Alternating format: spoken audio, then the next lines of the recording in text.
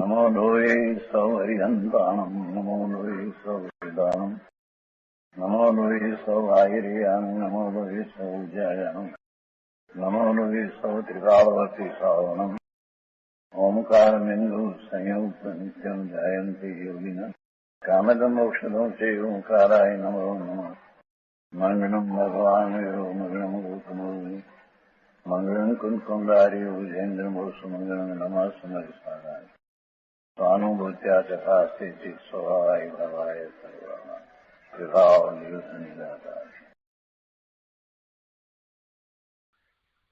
समयसार भगवान कुंदकुंदाचार्य रचित समयसार तथा भगवान अमृतचंद्राचार्य रचित आत्मख्याति टीका कलश सहित एनो स्वाध्याय चाले छे। एमां गाथा 297 मोक्ष अधिकारनी एनो स्वाध्याय આપણે કરી રહ્યા છીએ। મોક્ષ અધિકારમાં 294 ગાથા પછીથી આ 297 ગાથા છે તે પણ મહત્વની છે। ગાથાનો અર્થ, ટીકા, ભાવાર્થ અને પૂજ્ય ગુરુદેવ કાંજી સ્વામીએ આપેલ પ્રવચનના મહદ અંશ આપણે કર્યા છે। ટીકા ઉપરના પ્રવચનના અંશ આપણે કર્યા છે અને હવે શેષ અંશ જે બાકી રહ્યા છે ભાવાર્થમાંથી તે આજે આપણે લઈએ છીએ। પ્રવચન રત્નાકર ભાગ 8મો, પાના નંબર 436। એમાં છેલ્લે એ વાત આવી કે ધ્રુવ તો કુટસ્થ અપરિણામી છે, કુટસ્થ છે, અપરિણામી છે, અપ્રિય છે। દ્રવ્ય અને ગુણ બંને ત્રિકાળ ધ્રુવ છે। દ્રવ્ય અને ગુણ બંને ત્રિકાળ ધ્રુવ છે, માટે કર્તા, કર્મ, કરણ, સંપ્રદાન, અપાદાન અને અધિકરણ એમ ષટકારક રૂપ પરિણમન ધ્રુવમાં નથી। ગુણ પણ એ ભલે રહ્યા પણ એ પરિણમન ધ્રુવમાં નથી। પર્યાયનું ષટકારક રૂપ પરિણમન થાય છે અને એ પર્યાયનું પરિણમન પર્યાયમાં છે, એટલે ષટકારક પર્યાયના એની અહીંયા વાત કરવામાં આવી। પર્યાયનો કર્તા પર્યાય, પર્યાયનું કર્મ પર્યાય, પર્યાયનું સાધન પર્યાય, પર્યાયનું સંપ્રદાન પર્યાય, પર્યાયનું ઉપાદાન પર્યાય અને પર્યાયનું અધિકરણ પર્યાય એમ પર્યાય સ્વતંત્ર છે, એના ષટકારક એના પોતાના છે। ગુરુદેવે આ વાતની અહીંયા સ્પષ્ટતા કરી કે એ જે છે તે બધું પર્યાયનું છે। હવે આગળ કહે છે ચોથા પેરેગ્રાફમાં કે વિતરાગ સર્વજ્ઞદેવ એમ કહે છે કે જે રીતે વસ્તુ છે તે રીતે ન માનતા એને જે વિપરીત માને છે તે વસ્તુને આળ આપે છે। આળ આપવું આપણે કહીએ છીએ ને કે કોઈક ખોટી રીતે એની ઉપર ઉપચાર કરીને કહેવામાં આવે તો એને આળ આપવું એમ કહેવામાં આવે છે। આપણે સમાજમાં વ્યવહારમાં પણ ઘણી વખત કોઈકની ઉપર કોઈક દોષારોપણ આપણે કરીએ છીએ જે નથી એનું એને આળ આપીએ છીએ એમ કહેવામાં આવે, આળ ચડાવ્યું એમ કહેવામાં આવે છે। ગુરુદેવ એ વાત અહીંયા કહે છે કે વિતરાગ સર્વજ્ઞ દેવની વાણીમાંથી જે આ પરમ સત્ય બહાર આવ્યું છે એ પ્રમાણે જે રીતે વસ્તુ છે તે રીતે વસ્તુના સ્વરૂપને ન માનતા એને જે વિપરીત માને છે તે વસ્તુને આળ આપે છે। જેમ કે આત્મા રાગથી જણાય, ભેદથી અભેદ જણાય, નિમિત્તથી ઉપાદાનમાં કાર્ય થાય ઇત્યાદિ માને તે વસ્તુને આળ આપે છે। સતનું સત્વ જે રીતે છે તે રીતે ન માને તે સતને આળ આપે છે। આત્મા અનંત શક્તિઓનો પિંડ સચ્ચિદાનંદ પ્રભુ ચૈતન્ય સ્વભાવનો સાગર અંદર પૂર્ણ પદાર્થ છે, છતાં એને એવો પૂરણ ન સમજે અને એને અપૂર્ણ અને રાગવાળો કોઈ માને તો તે સ્વરૂપને જેમ છે તેમ ન માનતા તે પોતાને આળ આપે છે. પોતે ભગવાન આત્મા સિદ્ધ સમાન છે, અનંત શક્તિઓનો પિંડ સચ્ચિદાનંદ પ્રભુ છે. એવા આત્માને એવો ન માનતા અધૂરો માનવો અથવા તો રાગવાળો માનવો એ તો સ્વરૂપને આળ આપ્યું એમ કહેવાય. અને આમ વસ્તુને એટલે પોતાને આળ આપતા, પોતાને આવી રીતે આળ આપતા એની એવી ભૂંડી દશા થઈ જશે કે તે નિગોદમાં ચાલ્યો જશે. કેમ કે આળ આપે છે ને પછી એ મિથ્યાત્વને કારણે એના ભવના ભ્રમણ થાય છે ને પછી પાછો એવા જ સંયોગો અને એવા જ શરીર પામે છે એટલે ફરી પાછો એ જ કામ કરે છે. એમ આળ આપતા આપતા આપતા છેવટે પાછો નિગોદમાં ચાલ્યો જશે, જ્યાં પછી એને બીજા જીવ એ જીવ તરીકે પણ માનવા સંમત નહીં થાય. નિગોદમાં ચાલ્યો જશે જ્યાં બીજા આ જીવ છે એમ માનવા પણ સંમત નહીં થાય. શું વાત કરી દીધી ગુરુદેવે, બહુ સરસ વાત કરી દીધી, આંખમાં આંસુ આવી જાય એવી વાત કરી. અરે ભાઈ, તું તારા સ્વરૂપને જેવું છે તેવું સમજતો નથી, એને અધૂરું કે અલ્પ માને કે એને રાગવાળું માને તો એ તારા સ્વરૂપને તું આળ આપે છે.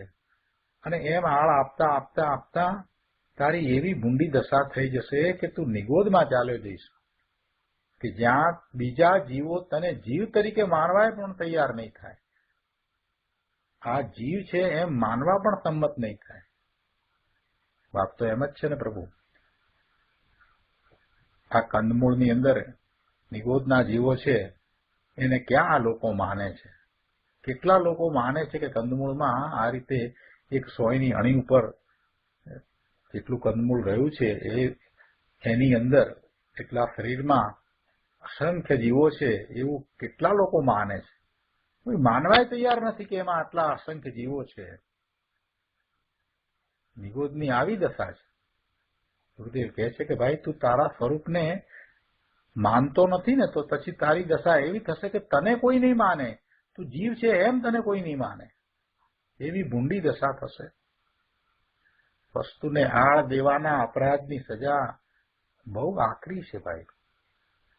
પોતાનું સચ્ચિદાનંદ સ્વરૂપ જેવું છે તેવું નહીં માનવું અને એને રાગ રૂપે માનવું, એને પર્યાય રૂપે માનવું, એને ગતિ રૂપે માનવું. મનુષ્યની ગતિ છે તો પોતાને મનુષ્ય માનવો, જે પર્યાય છે એમાં સ્ત્રી કે પુરુષની તો એ પ્રમાણે માનવું. આ બધું તને શોભા દેતું નથી ભાઈ.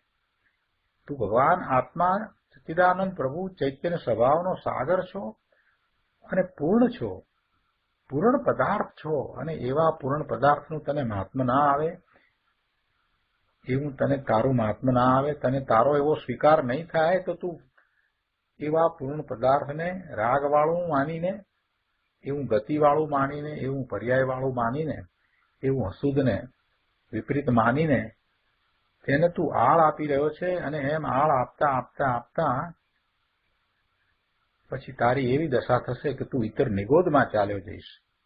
નિત્ય નિગોદમાંથી નીકળ્યો અને પછી આ ત્રસનો કાળ, 2000 સાગરોપમનો કાળ, એની અંદર પોતાના સ્વરૂપને સમજ્યો નહીં, સમ્યક દર્શન પ્રગટ કર્યું નહીં, તો પછી પાછો ફરીથી નિગોદમાં ચાલ્યો જઈશ, ઇતર નિગોદમાં ચાલ્યો જઈશ કે જ્યાં તને કોઈ જીવ તરીકે પણ સ્વીકારતું નહીં હોય.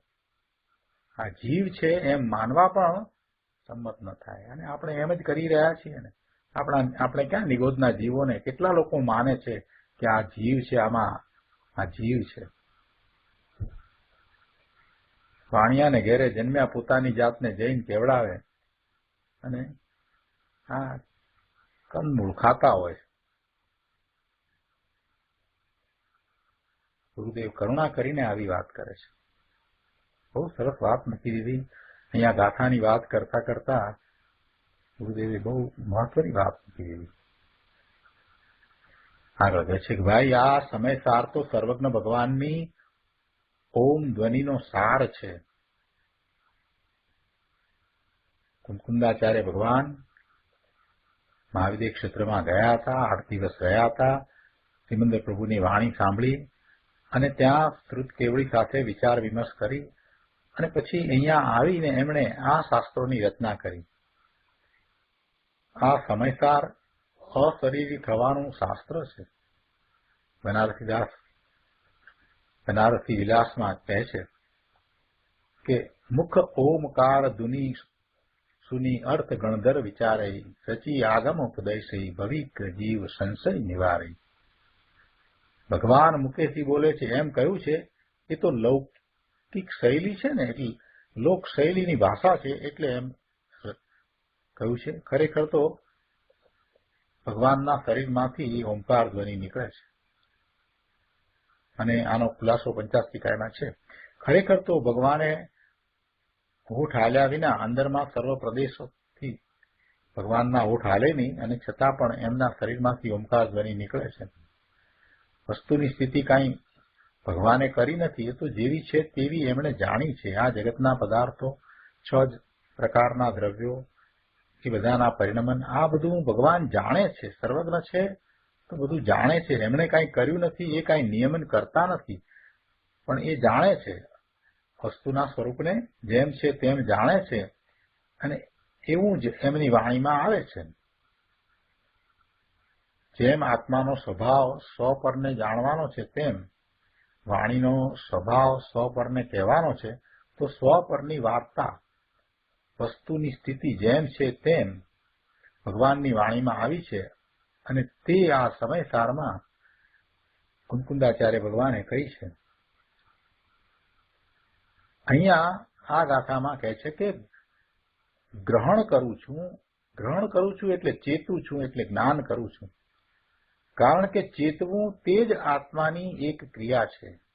આત્માને ગ્રહણ કરવું છું એમ કહ્યું, એનો અર્થ એ થાય છે કે હું ચેતું છું, હું જ્ઞાન કરું છું અને એ ચેતવું એ જ એક આત્માની ક્રિયા છે. એટલે ગ્રહણ કરું છું એમાં હું ચેતું છું એમ અર્થ નીકળે છે. આત્મા માત્ર જ્ઞાન કરે છે. આત્માની એ જ એક ક્રિયા છે, માટે હું ચેતું જ છું. અહીંયા 437માં પાના ઉપર 3જા પેરેગ્રાફમાં કહે છે કે ચેતનારો જ, ચેતનાર વડે જ, ચેતનાર માટે જ, ચેતનારમાંથી જ, ચેતનારમાં જ, ચેતનારને જ ચેતું છું. એને સમજાવતા ગુરુદેવ કહે છે કે ચેતનારો તે કર્તા અને ચેતું છું તે કર્મ. હું ચેતનારો મને જ ચેતું છું, હું જાણનારને જ જાણું છું. એટલે કે રાગને જાણું છું એમ નહીં, હું મને જ જાણું છું. હું ચેતનારો મને જ ચેતું છું, મને જ જાણું છું. રાગને જાણું છું એમ નહીં. રાગ સંબંધી જે જ્ઞાન છે તે સ્વતંત્ર મારું છે અને હું મને જ જાણું છું, રાગને નહીં. અને આ વાત ઉપર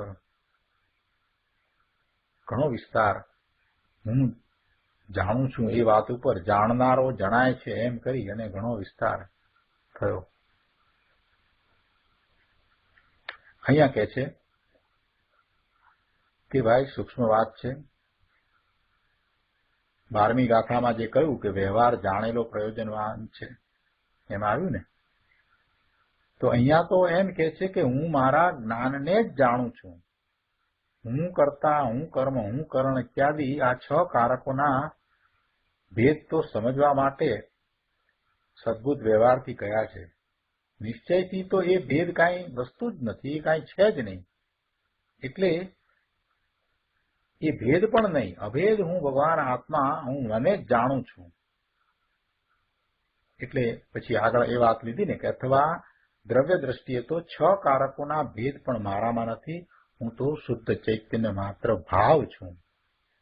આ પ્રમાણે જ્ઞાન વડે, પ્રજ્ઞા વડે આત્માને ગ્રહણ કરવો, અર્થાત પોતાને ચેતનાર તરીકે અનુભવવો.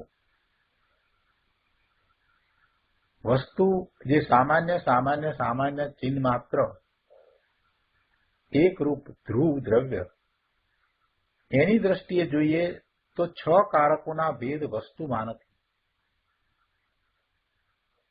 આત્મામાં એવા 6 કારકોના ભેદ નથી. હું તો શુદ્ધ ચૈતન્ય માત્ર ભાવ છું. ટીકામાં સર્વવિશુદ્ધ ચિહ્ન માત્ર ભાવ છું એમ લીધું હતું. એ તો એક જ વાત છે. અંતર્મુખ જ્ઞાનની દશા એમ જાણે અનુભવે છે કે હું શુદ્ધ ચૈતન્ય માત્ર ભાવ છું. ખંડ ખંડ ભેદ તે હું નહીં, હું અખંડ અભેદ ચૈતન્ય માત્ર ભાવ છું, શુદ્ધ ચૈતન્ય માત્ર ભાવ છું. એટલે એમાં આ વિકલ્પની વાત નહીં. હું જ્ઞાયક છું કે ચૈતન્ય માત્ર ભાવ છું એમ વિકલ્પ નહીં, વિકલ્પની વાત નહીં. આ તો સ્વાનુભવ પ્રત્યક્ષની વાત છે. એટલે હું પર્યાય પણ નહીં, હું ચૈતન્ય માત્ર ભાવ છું એવી સ્વાનુભવ પ્રત્યક્ષની વાત છે. પણ જ્યારે શબ્દમાં લેવામાં આવે ત્યારે આપણને એમ લાગે કે આ વિકલ્પ છે, પણ ત્યાં અનુભવના કાળે કોઈ વિકલ્પ હોતો નથી. અહીંયા કહે છે, આ પ્રમાણે પ્રજ્ઞા વડે આત્માને અનુભવવો, અર્થાત પોતાને ચેતનાર તરીકે અનુભવવો. પોતે ચેતનાર છે, પોતે જ્ઞાન કરનાર છે એમ પોતાને અનુભવવો. ગુરુદેવ કહે છે કે ભાઈ આ કઈ વાદ વિવાદથી પતે એમ નથી. આને માટે તો અંદરમાં ખૂબ હોંશ જોઈએ, ઉત્સાહ જોઈએ, ધીરજ જોઈએ અને એવો પુરુષાર્થ જોઈએ. વસ્તુના સ્વરૂપને જેમ છે તેમ સમજીને એનો પહેલા વિકલ્પાત્મક સ્વીકાર થવો જોઈએ અને પછી એની તર્ક દ્વારા બરાબર દ્રઢતા કરવી, બરાબર સ્વીકાર કરવો, ધારણા જ્ઞાન સુધી લઈ જવું અને પછી પોતાના સ્વરૂપનો અનુભવ કરી અને સ્વીકાર કરવો. એટલે કે અનુભવ દ્વારા એવી શ્રદ્ધા થવી, એનું નામ ધર્મ છે, એનું નામ સમ્યક દર્શન છે. ત્યાંથી ધર્મની શરૂઆત થાય છે. તો આ ગાથાનો ગુરુદેવે ઘણો વિસ્તાર કર્યો અને સાથે સાથે બીજી કેટલીક મહત્વની વાત પણ આપણને ગુરુદેવે આ ગાથા દ્વારા સમજાવી. હવે આ અર્થનું કળશરૂપ કાવ્ય અમૃતચંદ્રાચાર્ય ભગવાન કહે છે, કળશ 182.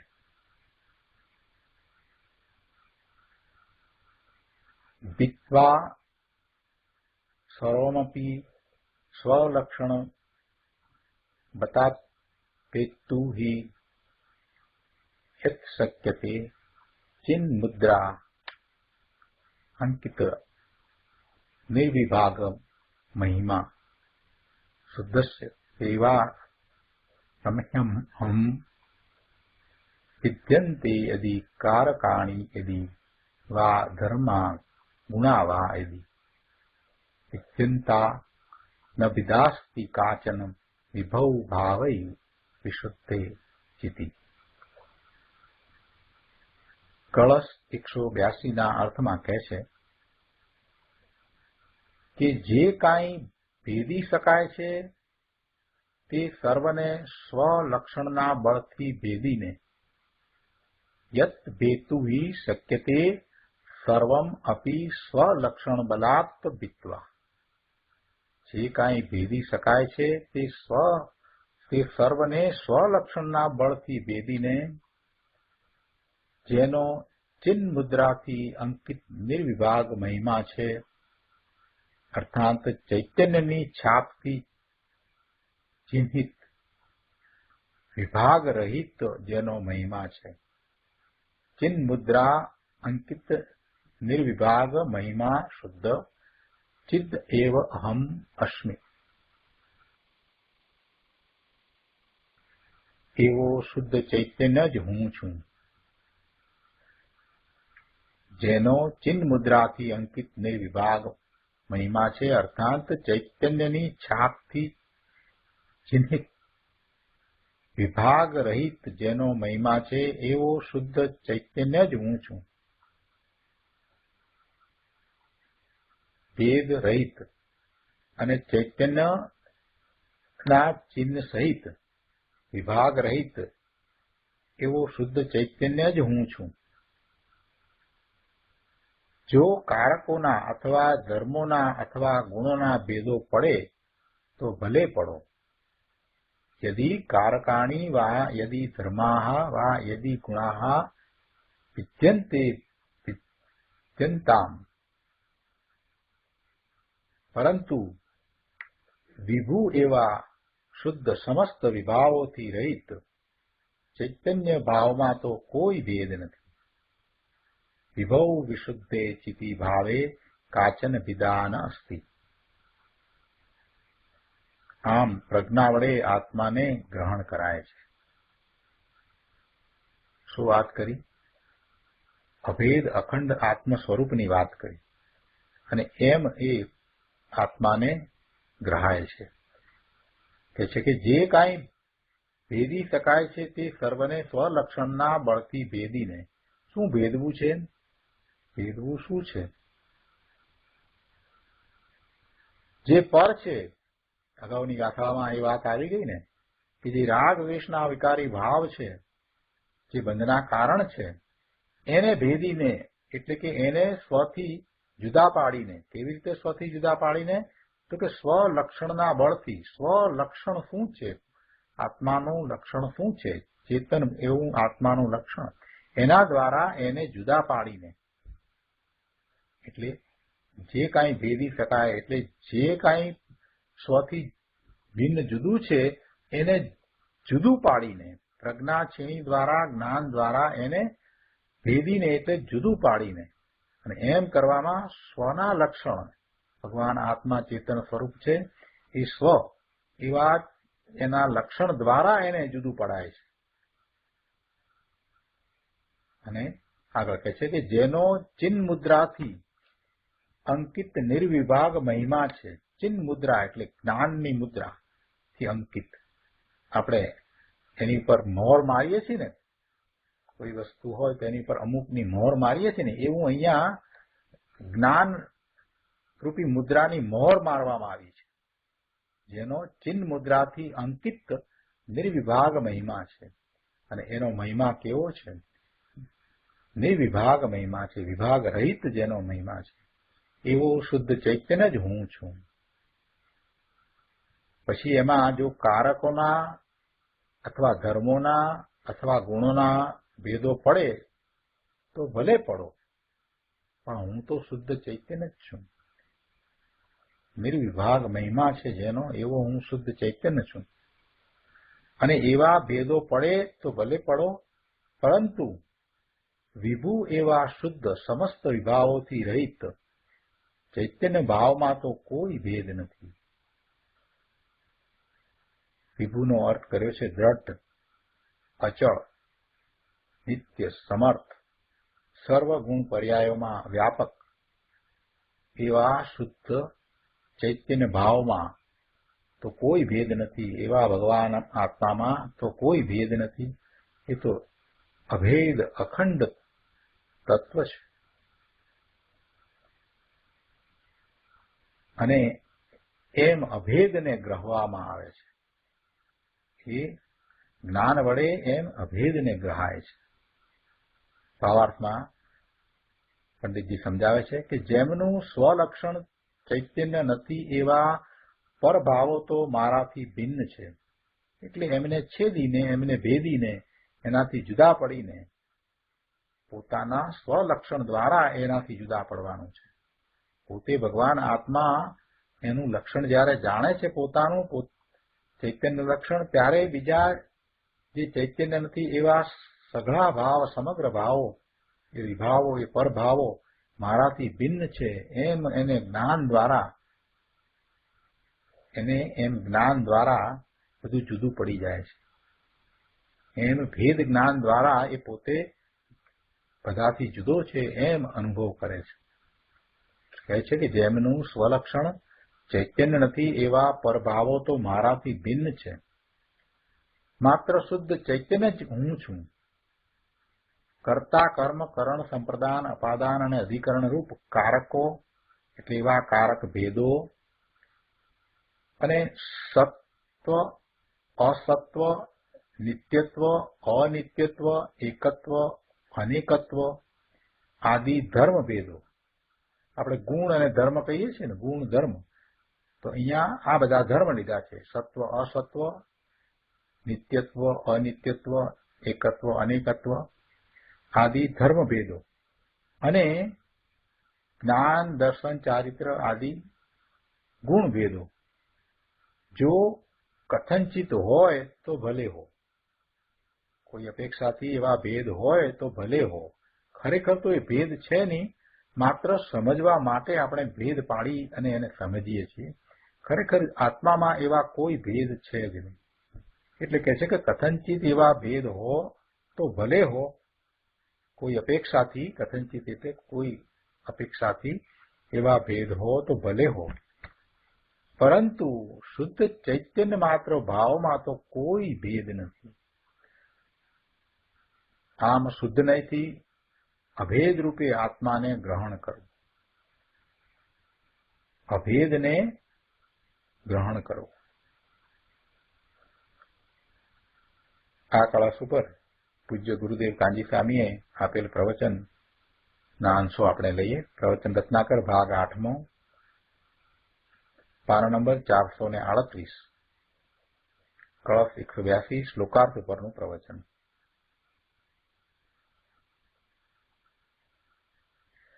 શરૂઆતમાં જ ગુરુદેવ કહે છે કે જો જે કાંઈ ભેદી શકાય છે તે સર્વને સ્વલક્ષણના બળથી ભેદીને, શું કહે છે કે જો અહીં વિકારની વાત નથી, કેમ કે એ તો આત્માનો ભેદ જ નથી. વિકારની તો વાત જ નથી, એ તો આત્માથી જુદો જ છે. એટલે એ તો આત્માના જે ભેદ, આપણે જે ગુણ ગુણીનો ભેદ કે ગુણ ધર્મો વગેરે જે ભેદ વાત કરીએ કે ગુણ ને પર્યાય એવા જે ભેદ પાડીએ, એમાં એ તો આવતું જ નથી. વિકારની તો વાત જ નથી. તો ગુરુદેવની દ્રષ્ટિ જુઓ, ગુરુદેવ આની આ વસ્તુને કેવી રીતે લે છે. ગુરુદેવ આ કળશને સમજાવે છે તો કેટલી સરસ રીતે આ વાત લીધી. આ ભેદની આપણે વાત કરીએ એ તો પછી આવશે, પણ અહીંયા પહેલા શું લીધું કે વિકારની તો કે વાત જ નથી. જે કાંઈ ભેદી શકાય છે તે સર્વને સ્વલક્ષણના બળથી ભેદીને જયારે વાત કરી ત્યારે બીજા બધાને અન્યને જુદા પાડીને એમ આપણે વાત તો સમજ્યા. પણ અહીંયા તો કહેવું છે આગળ વાત તો ભેદની કરવી છે અને એમાં વિકાર તો ખરેખર એ આવતોય નથી. એટલે કહે છે કે જો અહીં વિકારની વાત નથી, કેમ કે એ તો આત્માનો ભેદ જ નથી, પરંતુ ચૈતન્ય સ્વરૂપી એક જ્ઞાયક ભાવ પ્રભુ આત્મામાં ગુણ ભેદ આદિ જેટલા ભેદ પડે છે તે સર્વને સ્વલક્ષણના બળથી ભેદીને. ગુરુદેવના અર્થ જુઓ, કેવા સુંદર અર્થ કર્યા છે. પેલું તો બધું એને જુદું પાડી દીધું છે, એ તો બરાબર. અહીંયા તો એવા ભેદ પણ નહીં એમ કેવું છે.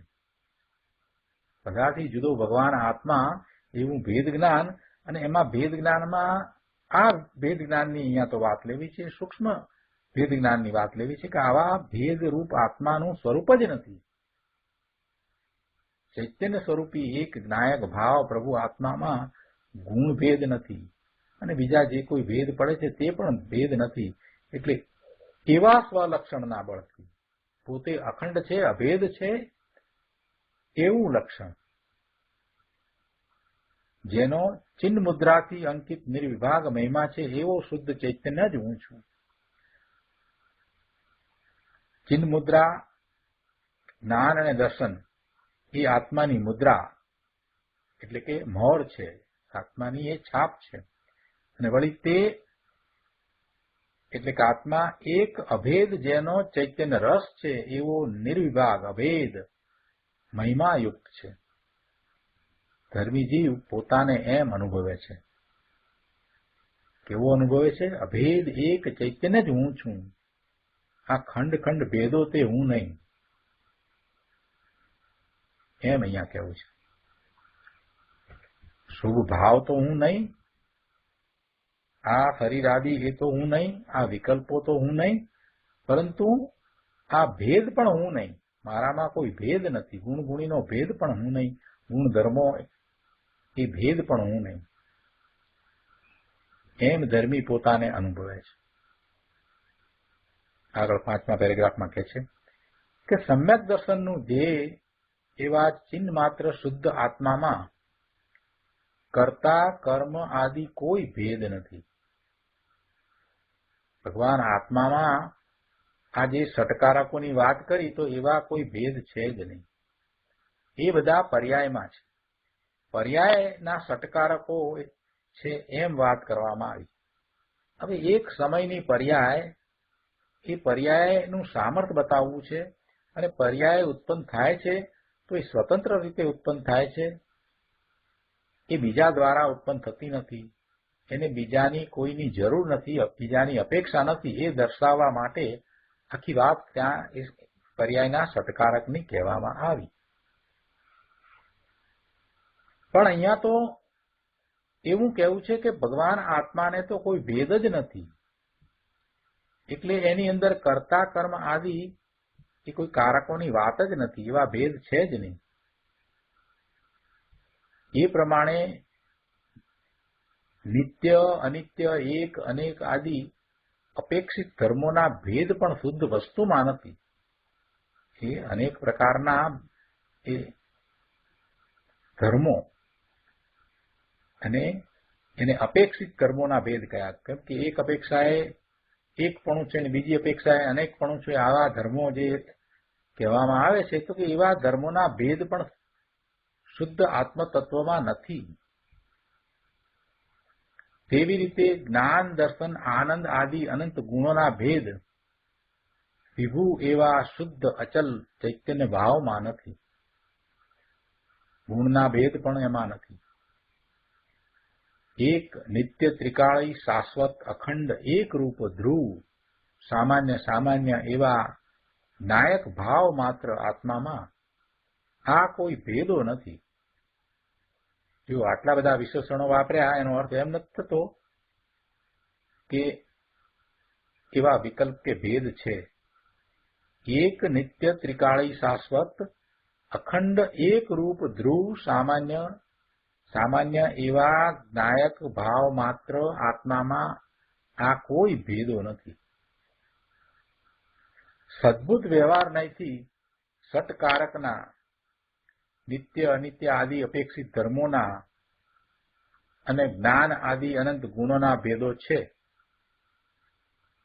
પણ નિશ્ચયથી વિભુ એવા શુદ્ધ ચિન્હ માત્ર ભાવમાં કોઈ ભેદો નથી. સદબુદ્ધ વ્યવહાર નહીંથી આ ષટકારકના ભેદ કયા? પર્યાયની અંદર એ અને ધર્મોના નિત્ય, અનિત્ય આદિ અપેક્ષિત ધર્મોના એ ભેદ અને જ્ઞાન, દર્શન, ચારિત્ર આદિ અનંત ગુણોના ભેદો એ બધા સદભૂત વ્યવહાર નહીંથી એ છે બધું. પણ એ તો વ્યવહાર નહીંથી, એ ભલે સદભૂત વ્યવહાર નહીં છે છતાં પણ એ તો વ્યવહાર નહીંથી વાત કરીને. પણ નિશ્ચયથી શું છે? તો કે નિશ્ચયથી તો ભગવાન આત્મા જ્ઞાન માત્ર એક વસ્તુ છે, અખંડ વસ્તુ છે, અભેદ વસ્તુ છે. નિશ્ચયથી તો વિભુ એવા શુદ્ધ ચિન્હ માત્ર ભાવમાં કોઈ ભેદો નથી. જ્ઞાન જ્ઞાન જ્ઞાન જ્ઞાનના નૂરનું પૂર એવા જ્ઞાન માત્ર ભૂતાર્થ સ્વભાવમાં કોઈ ભેદો નથી. લોકો તો દયા, દાન આદિ સુભરાગ કરવાથી ધર્મ થઈ જશે એમ માનીને વ્યવહારમાં અટક્યા છે. હવે એ વાત તો ક્યાંય દૂર રહી ગઈ, ક્યાંય બહાર રહી ગઈ. વ્યવહારમાં જે અટક્યા છે એની તો વાત અહીંયા છે જ નહીં. પણ અહીંયા તો જે પુરુષાર્થ કરીને પોતાના સ્વરૂપમાં જવા માંગે છે એને અહીંયા તો કહે છે કે ભાઈ વસ્તુની અંદર કોઈ ભેદ નથી. તું જે સ્વરૂપ સમજ્યો છે એમાં પણ અનુભૂતિના કાળે જે તને અનુભવ થાય છે એમાં કોઈ ભેદ નથી. અનંત ગુણોનો પિંડ ભગવાન આત્મા એમ કહ્યું, પણ એવા ભેદ આત્મામાં નથી. ગુણ ગુણીના ભેદ નથી, ધર્મોના ભેદ નથી, એવા પર્યાયના કોઈ ભેદ નથી. અહીં તો કહે છે કે પર્યાયમાં ષટકારકના ભેદો ઉભા થાય એ પણ વસ્તુમાં નથી. આ કર્તા, આ કર્મ એવા ભેદ પર્યાયમાં ઉઠે છે તે અભેદ એકરૂપ વસ્તુમાં નથી. જે પર્યાયમાં છે તે વસ્તુમાં નથી, એટલે આત્મામાં નથી. ષટકારકો ધર્મો અને ગુણોના ભેદો જાણવા માટે છે, એ સમજવા માટે છે. એ દ્વારા વસ્તુનું સ્વરૂપ આપણને સમજાય છે. દ્રવ્ય ગુણ અને પર્યાય કહીએ, પછી પર્યાયના ઉત્પાદ અને વ્યય કહીએ, અને પછી પર્યાયની સ્વતંત્રતા બતાવીએ કે પર્યાયનો ઉત્પાદ સ્વતંત્ર રીતે થાય છે, ત્યારે એ કઈ રીતે ઉત્પન્ન થાય છે, ત્યારે એના કારકોની વાત આવે કે એના 6 કારકો એના પોતાના છે. આ બધું સમજાવવા માટે કહેવામાં આવ્યું છે. એ રીતે ધર્મોની વાત કરીએ, ગુણોની વાત કરીએ, અનંત ગુણો એની વાત કરીએ, એના પરિણમનની વાત કરીએ, તો આ બધું સમજાવવા માટે છે. પણ એવા ભેદ આત્માની અંદર નથી. એ બધું જાણવા માટે છે. પરંતુ અંદર દ્રષ્ટિના વિષયમાં જતા એમાં કોઈ ભેદો નથી. દ્રવ્યમાં વસ્તુમાં ભેદ છે ખરા, પરંતુ અભેદ ઉપર દ્રષ્ટિ જતા અર્થાત નિર્વિકલ્પ અનુભવ થતા ભેદ દેખાતા નથી. વસ્તુમાં ભેદ આ રીતે છે કે અનંત ગુણો છે એમ સમજીએ છીએ તો છે, એવું છે નથી એમ પણ નહીં. પરંતુ એની પર દ્રષ્ટિ કરતા અને જે અનુભવ થાય નિર્વિકલ્પ અનુભવ, એમાં એ કોઈ ભેદ રૂપે એક ગુણ રૂપે કે એમ એ પર્યાયના ભેદ રૂપે કે એમ કાંઈ અનુભવ થતો નથી. એટલે અભેદ ઉપર દ્રષ્ટિ જતા એટલે કે નિર્વિકલ્પ અનુભવ થતા એ ભેદ કોઈ દેખાતા નથી. અભેદ આત્મામાં અનંત ગુણો છે ખરા, પરંતુ દ્રષ્ટિ અભેદ ઉપર પડતા તે દેખાતા નથી. બહુ સ્પષ્ટ કહ્યું છે અહીંયા. અભેદ આત્મામાં અનંત ગુણો છે ખરા, એમ નથી કે અનંત ગુણ નથી, પરંતુ દ્રષ્ટિ અભેદ ઉપર પડતા તે દેખાતા નથી. અને જો અભેદને છોડી ભેદને જોવા જાય તો વિકલ્પ અને રાગ થાય. દ્રષ્ટિને અભેદ ઉપર રાખી છે અને જે અનુભવ થાય છે એ તો એને અભેદ અખંડ વસ્તુનો અનુભવ થાય છે, એના પરિણમનનો અનુભવ થાય છે, એટલે એનું પરિણમન અનુભવમાં આવે છે. એટલે એ વખતે એને કાંઈ એ ગુણના ભેદ કાંઈ દેખાતા નથી.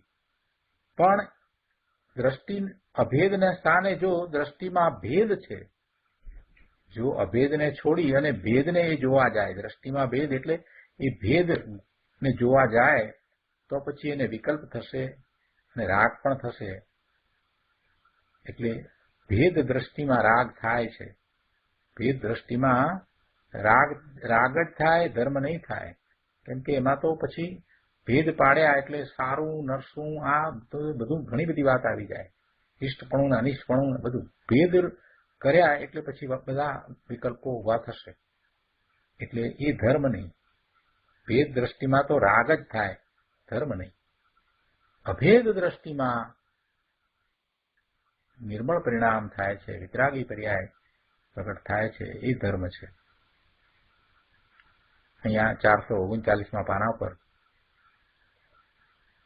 ચોથા પેરેગ્રાફમાં કહે છે કે આમ પ્રજ્ઞા વડે એટલે કે વર્તમાન જ્ઞાનની દશારૂપ અનુભવ દ્વારા આત્મા ગ્રહણ કરાય છે, જણાય છે.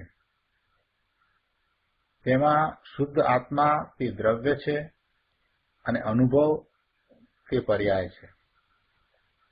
ફરીથી સ્પષ્ટ કરી,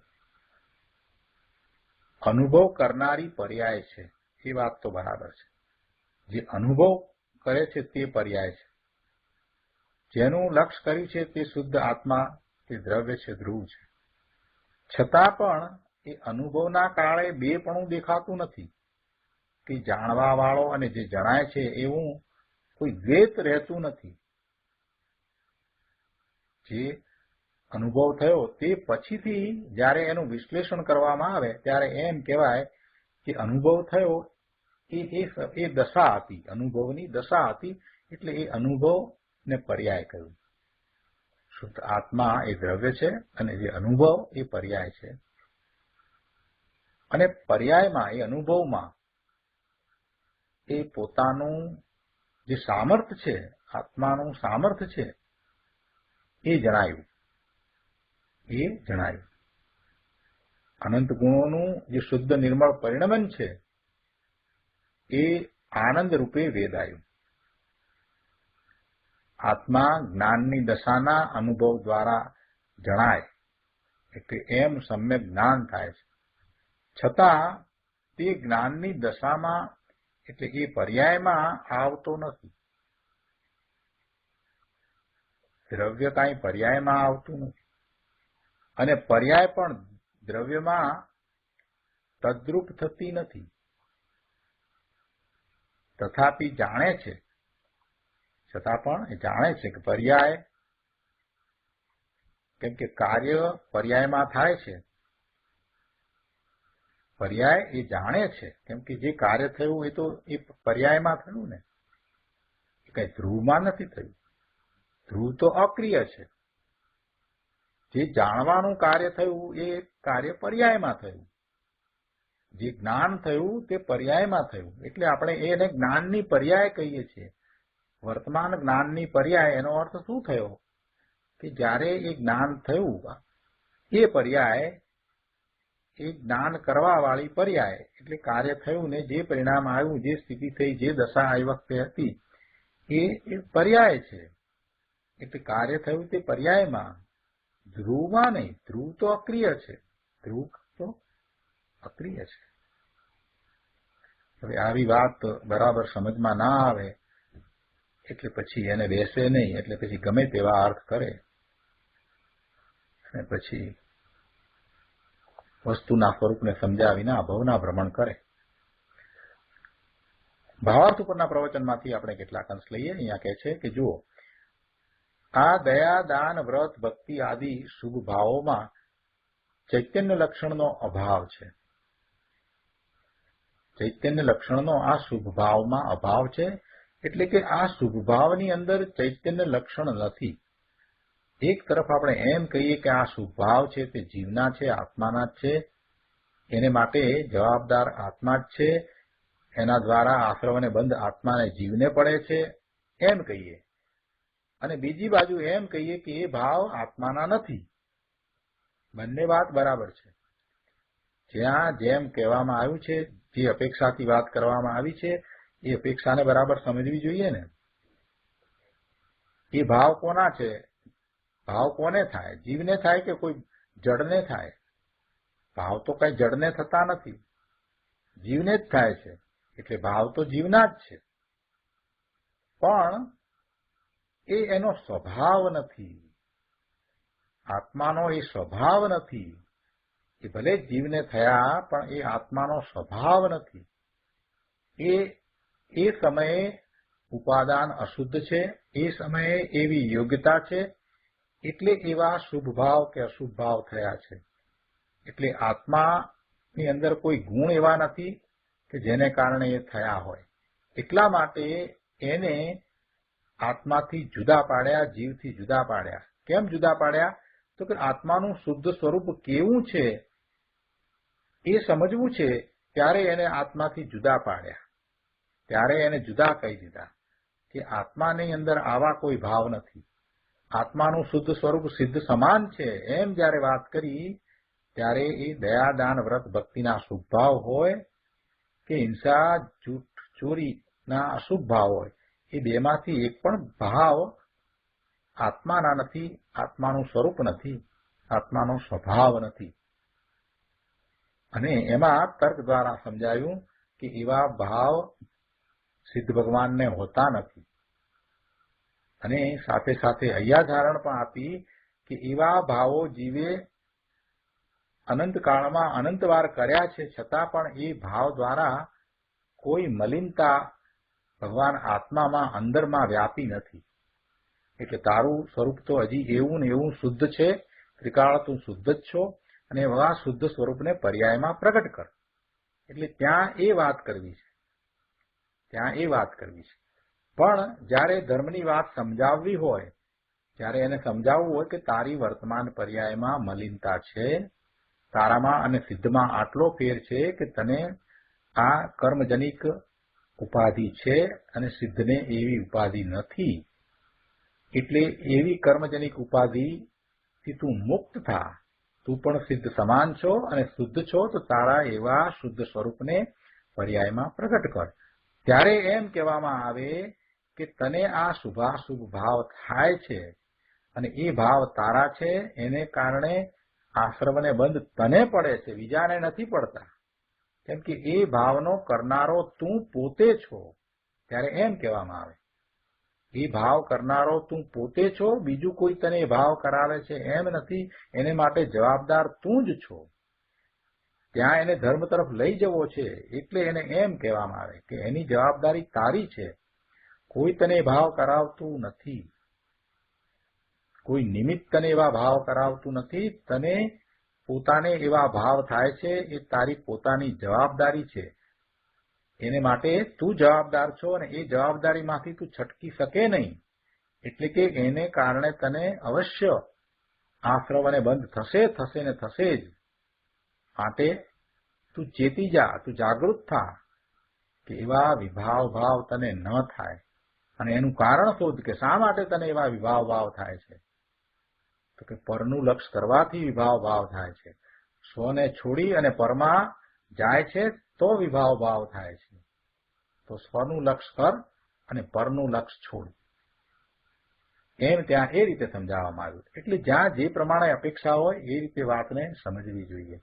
અહીંયા ગુરુદેવ સમજાવે છે કે આ દયા, દાન, વ્રત, ભક્તિ આદિ શુભ ભાવોમાં ચૈતન્ય લક્ષણનો અભાવ છે.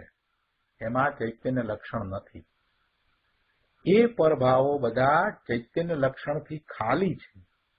અહીંયા તો વસ્તુનું શુદ્ધ સ્વરૂપ, ત્રિકાળ શુદ્ધ સ્વરૂપ છે એની વાત કરવી છે. જે દ્રષ્ટિનો વિષય છે શુદ્ધ, એની અહીંયા વાત કરવી છે. એટલે આ બધા જે ભાવ છે એ ચૈતન્ય લક્ષણથી ખાલી છે એમ કરીને એને શુદ્ધ ભગવાન આત્માના સ્વરૂપથી જુદા પાડી દીધા. ભગવાન આત્માના શુદ્ધ સ્વરૂપથી એને જુદા કરી દીધા. ગુરુદેવ કહે છે કે આગળ ગાથા 72માં પણ તેમને જડ કયા હતા. કઈ અપેક્ષાથી જડ કયા હતા? કે એ દ્રષ્ટિનો વિષય નથી. એના દ્વારા મુક્તિની પ્રાપ્તિ થતી નથી. એટલે એ આત્માનું સ્વરૂપ નથી, એ બંધ સ્વરૂપ છે. ભગવાન આત્મા તો મુક્ત સ્વરૂપ છે. એટલે એને જડ કયા હતા. અને બીજી રીતે જોઈએ તો જડ એટલે શું ગુરુદેવ અહીંયા સમજાવે છે. જડનો અર્થ અહીંયા શું કરવામાં આવ્યો 72મી ગાથામાં? એને જડ કયા એટલે શું? એટલે જેમ કે આ શરીરના પરમાણુઓ જડ છે એવી રીતે જડ નહીં, એમ જડ નહીં, પરંતુ તેમાં ચૈતન્ય લક્ષણનો અભાવ છે માટે તેઓ જડ છે એમ કહ્યું. પોતે પોતાને જાણે નહીં, પોતાને જાણે નહીં ને પરને પણ જાણે નહીં એવા એ ભાવ, શુભ ભાવ કે શુભ ભાવ એ બધા જડ છે. પણ આત્મા વડે જણાય છે તેવા છે માટે તેઓ જડ છે.